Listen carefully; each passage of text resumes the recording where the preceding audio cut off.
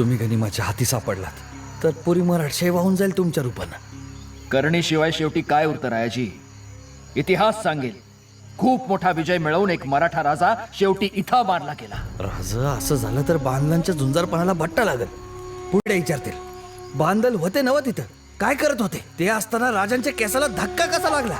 मग बांदलांनी सांगावं की राजा हट्टाला पेटला नाही ऐकलं त्यानं आमचं. चला आता गनिमाला सामोर राहू. राजे पुरे झाला युक्तिवाद. वेळ नाही आपल्याकडे. पण बाजी वेळ ओळखा राजे. उगाच एरेला पेटून मराठा देश आशा कर्तबगारी अशी धोक्यात टाकू नका. तिकडे आऊसाहेब वाटेकडे डोळे लावून बसले असतील. इथे आपेश आलं तर त्या माऊलीला काय उत्तर देऊ आम्ही? आज अवघा मराठा मुलूक तुमच्यावर अवलंबून आहे. नोकर असून तुमच्याशी या भाषेत बोलतोय मला क्षमा करा.